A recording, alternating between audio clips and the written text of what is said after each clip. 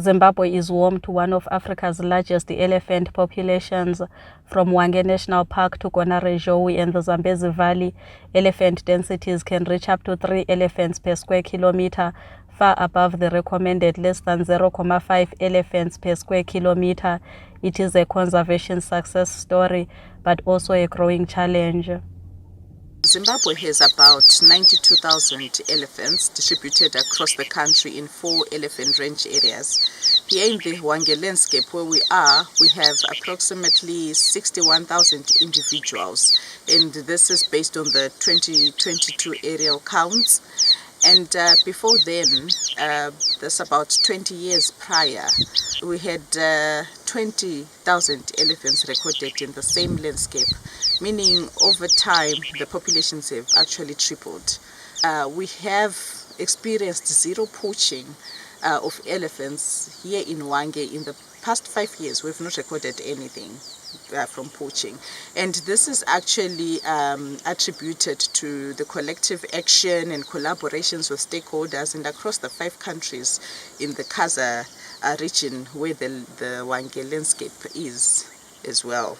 We have now emerging issues concerning women that have like conflict used to be a seasonal kind of an activity, but now it's continuous. Every now and then we are now getting this. It's because of climate change, because of settlement pattern, because of the change in land use. There's quite a lot really that has contributed towards an increase in human life. Also, by the way, it has been also caused by the huge increase in numbers of elephants.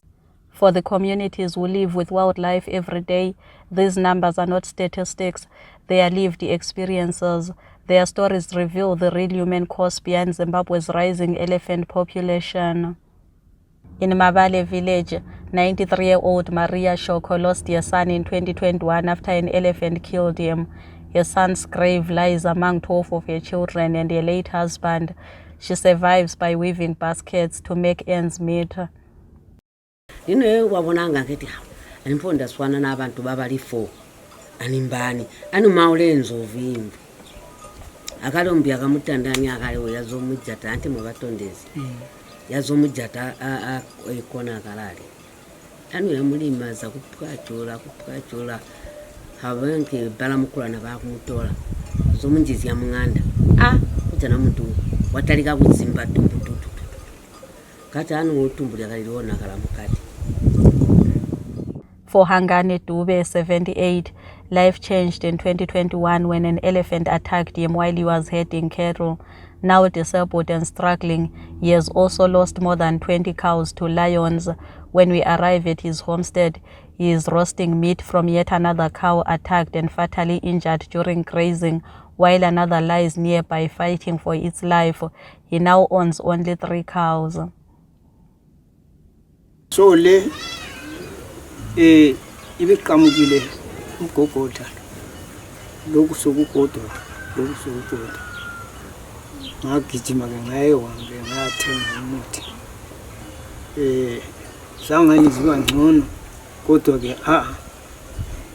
ke kusiya phambili le unina yagcina isitshengisela ukungasaphakami yagcina ingasaphakamisi intamo.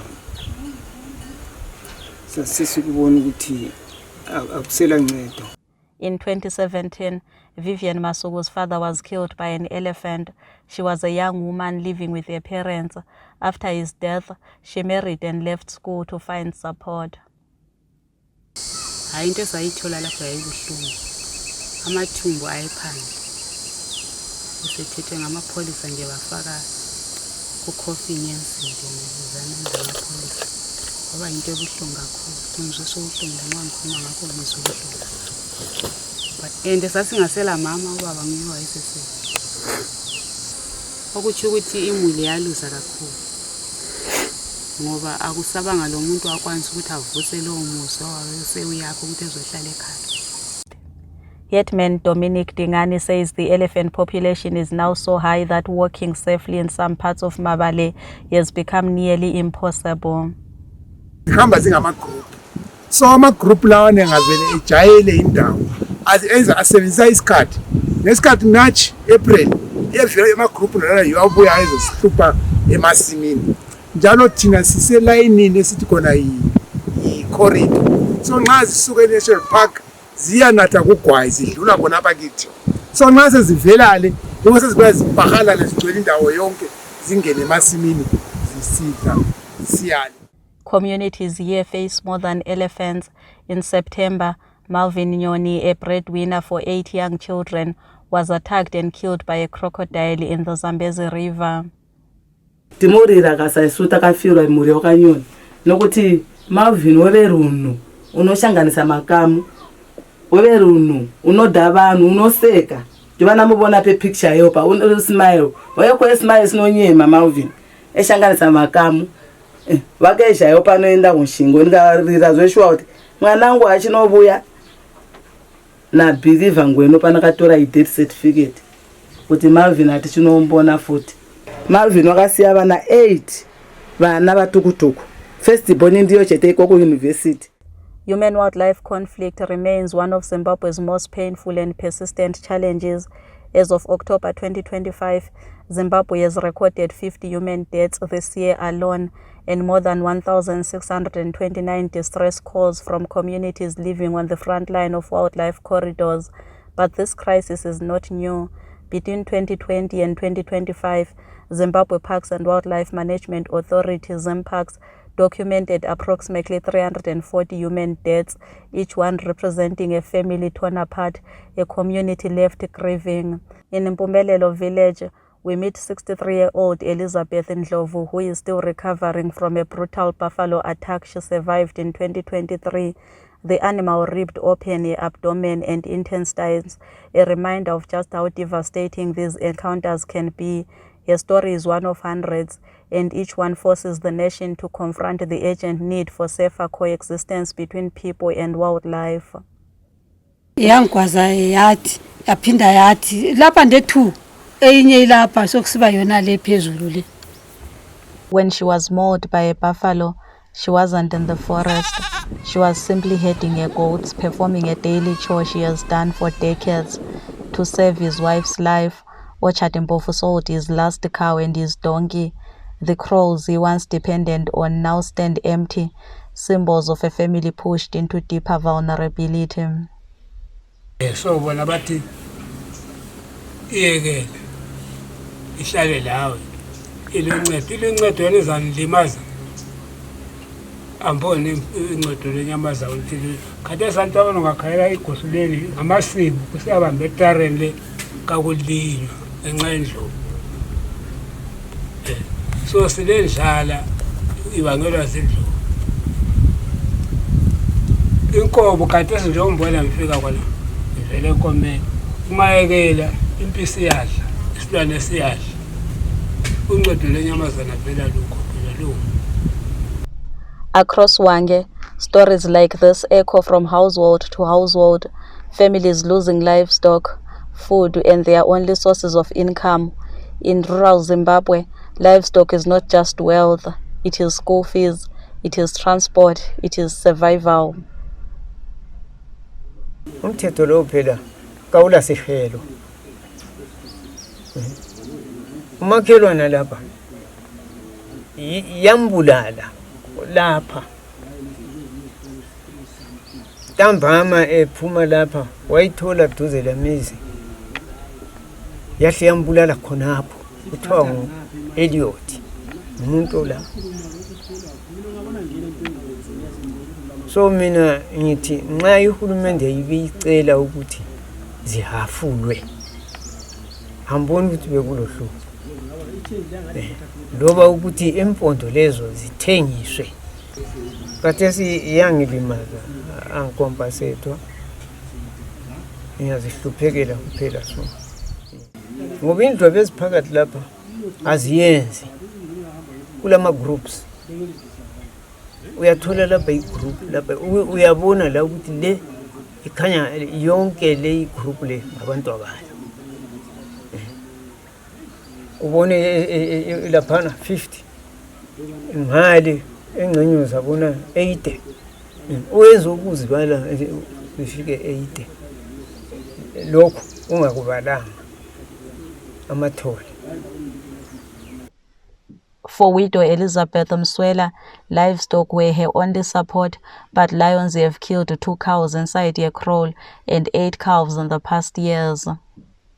Izifuyo lezi ngabe yizo zingigcinayo ngoba imbijana le khona khathesi engiyikhangelayo ukuthi ngabona ukuthi sokulohlupho ngithi akele thengise okukodwa ngithole isebhambe ngitholele azisengaki kodwa sezinlutshwana okumangalisayo zazinengi. Another widow, Flora Ndlovu, shows us the grave of her husband. He left her full kraal. Today, only 6 animals remain. I-village ayibulawe lindlovu iphiwe for free isitshebo. Iphiwe i-village nge-village indlovu azibula. Kuzivele khathesi kugcwele ngemuva ngapha ngeke ngahamba ayisikho nje. Ngamasonto kuphela abantu ziyabulala, izingakuthola ziyakubulala, amabele ziyadla. I-village nge-village ayibulawe lindlovu iphiwe isipho. Ngadlela inkabi ezingu-8 inkabi zodwa 8 ngingadobhi lutho ezinye zibola ezinye ngibuya kuyimchilo inkabi okokuthi ngani lo mzozwana kodwa khathesi alilutho. Ngibuhlungu ngoba umuzi engihlala ko anytime izulu lingana kuyadilika angila mali yokuthi ngilungise umuzi njengoba ubona okuyizindlu kutekile kanti ngade engishiye ngile nkomo inkomo lezi ngiyakwanisa ukuthi ngilungise umuzi wami. Since 2020, Zimbabwe has lost 2,639 livestock to wildlife. By October 2025 alone, 153 cattle and 280 goats have been killed. For families with just a few animals, recovery is almost impossible. Local leadership carries these losses heavily.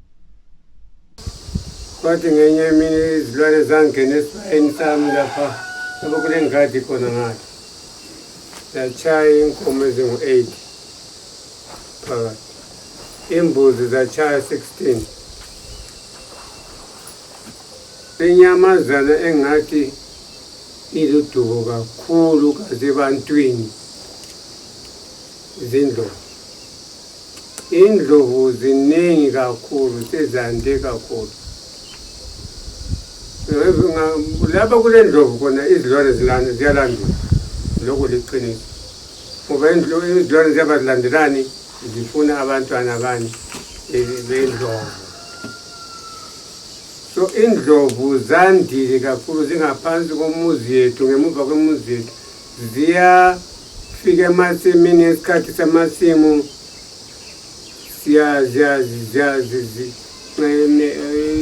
indlovu ziyaphambanisa abantu. Amakhiwa babesenza i-sightings indlovu babezilimita indlovu zibe lutshwana. Okwathi thina asilakho ukuthi indlovu ziyalimitwa zizele ziningi kakhulu ukuthi khona angikwazi ukuthi ngakhuluma ngithi ngoba nxa ukhangele ngingakhula labantu abazokwenzana population yazo sizakwedlula abantu. In Chief Mvuto's area, Alexandra Ncube has lost more than 10 cattle to lions and hyenas. Elephants destroy his field every season. Lathi siyabe sifuna ukuncediswa ukuthi into lezi zingasihluphi.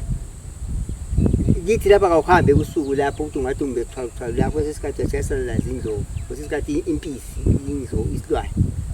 So uhlupho silalo olukhulu, sihlezi nzima kubuhlungu.